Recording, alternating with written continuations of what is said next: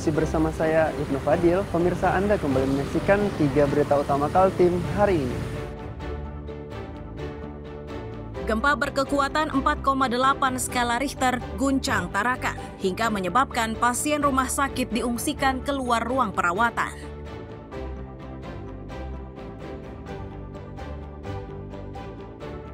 Seorang pegawai kantor desa di Kutai Timur ditangkap penyidik Kejaksaan Negeri karena diduga menilap dana desa hingga miliaran rupiah.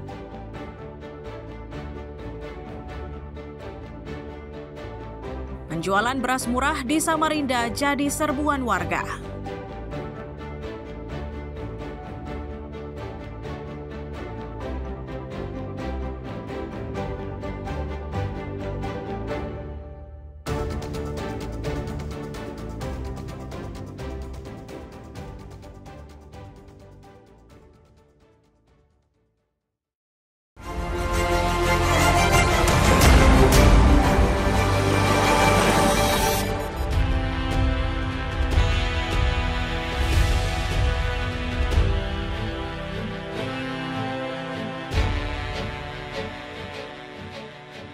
Evakuasi terhadap korban kecelakaan lalu lintas di Jalan Poros Samarinda Bontang dilakukan relawan dan tim medis di Samarinda. Petugas dan relawan harus bergerak cepat karena dampak dari kecelakaan tersebut menyebabkan pengendara sepeda motor dan pengemudi mobil terluka parah. Terkait sebab pasti kecelakaan masih diselidiki polisi.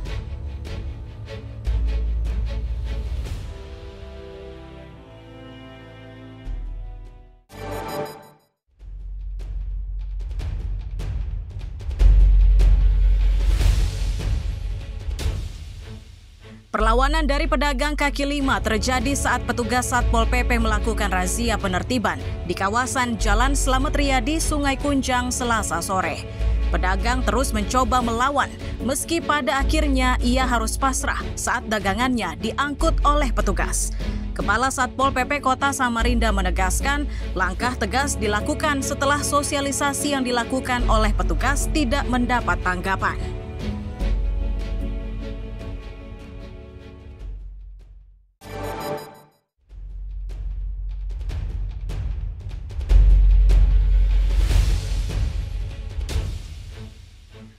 Kemunculan monyet liar inilah yang meresahkan warga Jalan Lambung Mangkurat, Gang Jamhari, Sungai Pinang Dalam, Samarinda pada Selasa siang.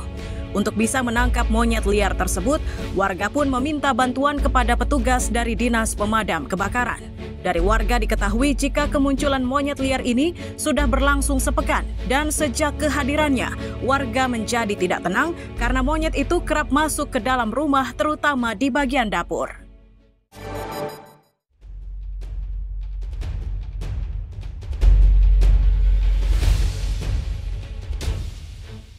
Musibah kebakaran di kawasan Jalan Jenderal Sudirman, Kampung Pinisi, Kelandasan Ilir, Balikpapan Kota terjadi pada Rabu subuh. Besarnya kobaran membuat api cepat menyebar ke bangunan yang ada di sebelahnya. Ketua RT setempat menyatakan api mulai terlihat dari gudang sebuah ruko. Tercatat 3 bangunan yang dilalap api. Sejauh ini penyebab pastinya belum diketahui.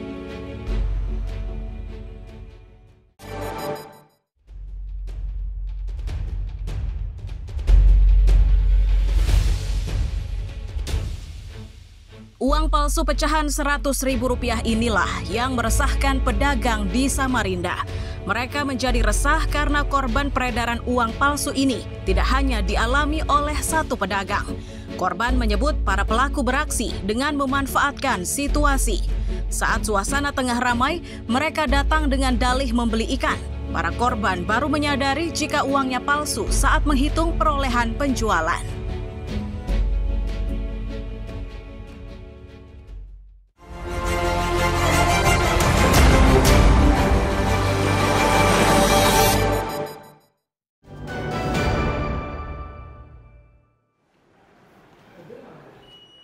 Wanita yang digelandang oleh petugas Kejaksaan Negeri Kutai Timur ini merupakan Kepala Urusan Keuangan Desa Bumi Etam, Kecamatan Kaubun, Kabupaten Kutai Timur, periode tahun 2019 hingga Juli 2025. Namun kini wanita berinisial J itu telah ditetapkan sebagai tersangka oleh penyidik kejaksaan. Kepala Seksi Pidana Khusus Kejari Kutim menyatakan wanita itu ditetapkan menjadi tersangka setelah penyidik menemukan indikasi penyalahgunaan dana desa tahun anggaran 2024. Total dana yang ditilapnya sebanyak 2,1 miliar rupiah. Uang miliaran rupiah yang dicuri dihabiskan tersangka untuk bermain aplikasi pengganda uang. Untuk bisa mendapatkan uang dari kas desa, tersangka memalsukan tanda tangan kepala desa. Uang tersebut digunakan oleh saudari J, dimasukkan ke dalam aplikasi penggandaan uang. Nah, di mana kalau ceritanya saudari J mendapatkan broadcast WA, kemudian saudari J mencoba mengklik link tersebut dan mulai bermain di aplikasi pengganda uang tersebut. Pada awalnya memang masih mendapatkan keuntungan. Lama-kelamaan sudah mulai kalah sampai ada terpakai kurang lebih total 2.113.000.000 untuk aplikasi penggandaan uang ini. Sebelum menetapkan J sebagai tersangka, penyidik sudah memintai keterangan terhadap 30 saksi, mulai dari perangkat desa, pejabat kecamatan, dan 2 orang saksi ahli. Saat ini, penyidik masih terus bekerja untuk mendalami perkara tersebut. Tim Liputan dan Amir Hamzah melaporkan dari Kutai Timur.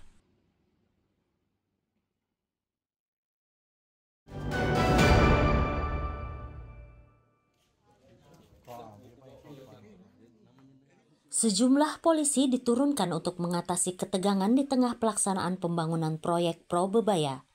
Polisi harus dikerahkan setelah beberapa warga di Jalan Oto Iskandar Dinata, Samarinda Ilir, melakukan protes terhadap pengerjaan penurapan di kawasan tersebut. Untuk meredakan situasi, polisi akhirnya mempertemukan kedua belah pihak melalui diskusi. Dari upaya tersebut terungkap jika situasi tersebut dilatari kesalahpahaman. Polisi pun memastikan proyek pembangunan Pro Bebaya ini akan kembali dilanjutkan.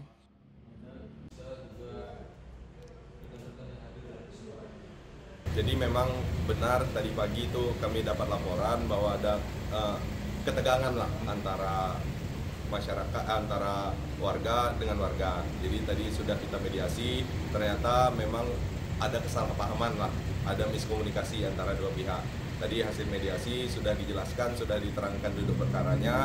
Kedua belah pihak juga sudah sepakat untuk menyelesaikan masalah ini. Oke, kan yang jadi pokok pembahasan adalah proyek, Bang, ya, proyek Pro Bebaya. Nah, selanjutnya apakah tetap bisa berjalan atau seperti apa, Bang? Berdasarkan hasil mediasi tadi dan juga sudah ada administrasinya, didampingi juga oleh rekan-rekan dari Babinsa, dari Babin Kamtipmas, dari Babin kami, nanti selanjutnya proyek akan kembali berjalan berdasarkan kesepakatan bersama tadi. Oke. Dari pimpinan proyek diketahui jika pengerjaan penurapan yang berlokasi di Gang 12 merupakan usulan dari warga melalui RT setempat. Namun dalam proses pelaksanaannya, ada warga lain mengaku terganggu dan menolak pekerjaan proyek penurapan batu dan kayu ulin tersebut dengan alasan menyentuh lahan pribadi. Sudah ketiga kalinya memang didatangin. Awalnya yang pertama itu dianggap sudah selesai, kemudian kedua juga sudah selesai. Dan yang tadi terakhir tadi pagi, yang ketiganya nih pas kebetulan pekerja datang, ya kan disuruh stop. Suruh stop. Alasannya apa penyetopan itu? Nah, kurang tahu juga. Kalau penyebabnya sih, kalau dari alasan yang keberatan tadi, katanya mengganggu tanahnya dia atau paretnya dia seperti itu. Padahal itu kita nggak ada mengambil tanah dari dia ataupun paret dari dia. Ini kan memang pasum. Memang pasum, Bang, ya? Iya. Oh. Agar pengerjaan proyek berjalan aman dan lancar, polisi meminta semua pihak menghormati kesepakatan yang telah dibuat. Iswanto dan Amir Hamzah melaporkan dari Samarinda.